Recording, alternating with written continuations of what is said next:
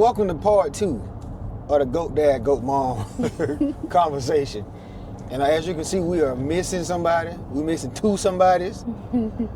But we can have a better personal conversation without Brooke, like he always do. All right, so we've been in a relationship for a very, very long time. Like a real long time. 6. It's about 7, maybe 8 years. What? 3 was 6. We were together before he was born. Okay, cool, whatever. Yeah, whatever. 7, 8, 9, whatever. One of them numbers. So, okay. Being in a relationship for so long, how can you tell when somebody is genuinely happy for you in your relationship? And how can you tell if somebody's just like trying to be nosy or trying to like figure out what's going on in a relationship? How can you tell that?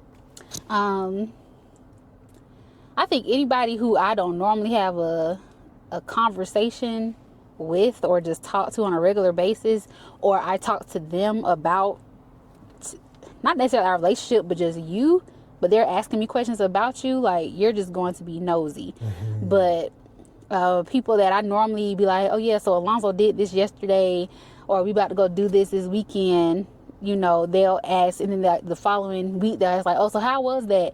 Or if I tell a coworker or somebody like, oh, Alonzo was sick, they ask like, okay, is he feeling better? That's how I know like someone is truly genuine about asking about my significant other. Mm-hmm. If that kind of answers your question. Okay. All right, so now let's have this conversation. It may get a little weird. Okay. But how can you tell if the person you've been with is the one for you? How can you tell? For me, I mean, I feel like it was definitely a spiritual thing for one, and then 2, I think with you, because I know I mentioned that in the first part about how like I just knew I never was going to date somebody who had a child already. Mm-hmm. But the fact that I could look past that, I wanted to look past that, I did look past that, that's for one. And then number 2, like I being around you, like I feel calmness and I feel peace, like you're my safety net. And I feel like that's just another part of like knowing somebody is the one, how you feel, like being around that person when you're anxious or you're scared. Can they bring that calmness without necessarily saying anything? For me, I think that was one way to know like when someone is like your person. Okay. What about you?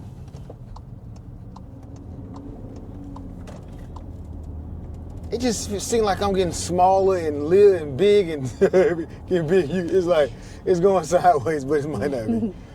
For me, to me, it's not about a feeling, because a lot of times feelings can be just that, feelings.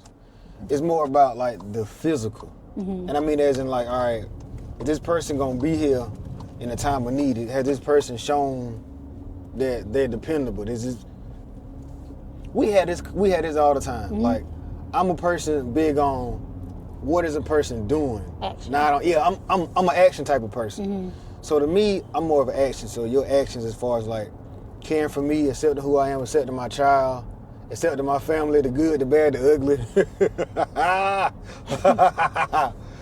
Just stuff like that, man. I need to see actions. Like I gotta put. This is what I say.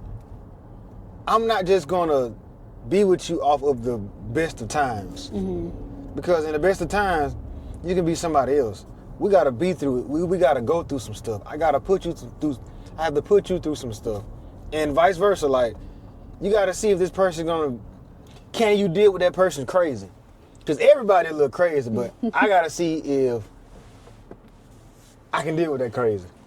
Because I can deal with crazy, but I can't deal with a lot of crazy. And I'm not going to deal with a lot of crazy. Yeah, and that's just it. Okay. All right, so this question. How do you feel about, because I know your parents are old school, my folks are old school, but I think my parents are a little more, no, I'm not going to even say that. When I mean by old school, like they real Bible heavy, and before me and you, we live together. Mm-hmm. We live together, so people from my side of the world don't necessarily feel like that's the worst thing in the world. Mm-hmm. They feel as if whatever y'all decide to do, you guys are grown, and it is what it is, we accept it. But on your side of the track, it was a bit different. Can you go into like the details? Yeah. Oh. Nothing specific. Yeah, just give their thought on about checking up. So basically, you know, they just felt what the Bible said. Like, you know, you shouldn't live with a man or live with anybody who you're not married to. And I mean, of course, as a child, as a teenager, as a young adult, before I got my own place, you know, I was real, you know, I just believed that, I understood that, and I followed that. But, you know, after I got with you, like, you know, I just made that decision, be like, okay, well, you know, I really want to be with this person, and we're living together. Like, we want to be together. I want to see how he lives. I want to be able to come home and he's there, or wait for him when he gets home. And I just made the decision because, you know, again, I had my own place. I wasn't depending on any of my parents financially, so, you know, it wasn't impacting anybody other than me. And, you know, they didn't agree with it. They didn't like it. Well, I wouldn't say they didn't, but you don't have to go too far into that. Some people didn't agree with it, and, you know, that caused definitely a rift in, you know, that relationship. But at the end of the day, like, I made that decision as an adult, and that's just what it is. I made the decision. And not to like really, but I think that was, we ain't getting into that, but okay. And how I look at it, and even though I grew up in the church, and some people may look at it as crazy, but I don't feel like some things are end all be all, because I can't see myself marrying somebody, having a child by somebody who I've never lived with as an adult. It don't make sense, because I don't know how you live. Some people are filthy. Yeah. And if we go off of that, let's get married, then live together. Let's get married and have. It's like, how? Yeah. You don't even know that person. And I felt like, had we, I know you wouldn't have done it to begin with, but had we done that, like, we would have had a lot of.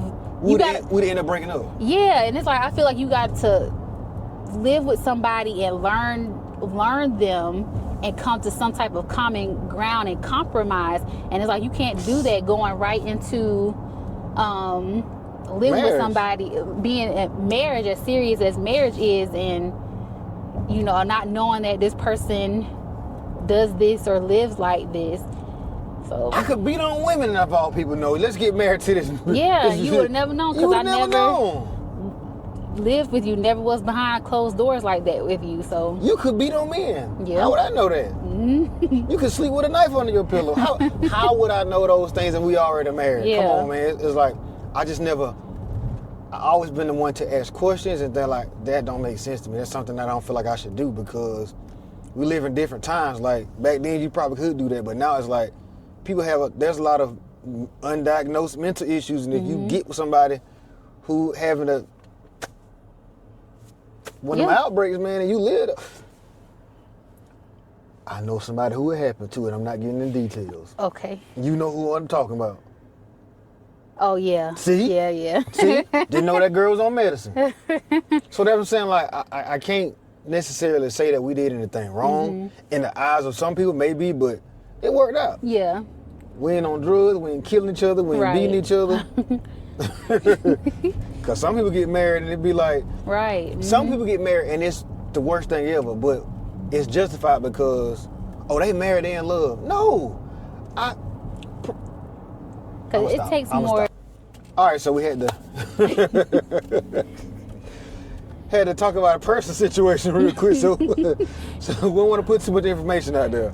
So, all right, let's go to another question. Okay. So how has it been since Jamar has been in your life? Because you've been around for a very, very long time. So like, dang, ooh. See, he was 8 or 9 when I met him. He's 17 now, so. Ooh. What? I don't know how I forgot. How we met? No, I don't know how old he was. Oh yeah, he was like 8 and I remember him being in 2nd or 3rd grade. I don't remember. Because I was teaching. Duh. Then, and I would always, because he was in 2nd grade, and I always like kind of listening to what he was teaching, because I was teaching 4th grade by then. But or was I? I don't know. Yeah, I was still teaching 2nd grade. Yeah, I was still teaching 2nd grade, and that's why I was always asking him what he was doing, because I was teaching the same thing that he was working on at school. So yeah. This what happened when you don't know officially when you guys started dating. Yeah, we do not have a date.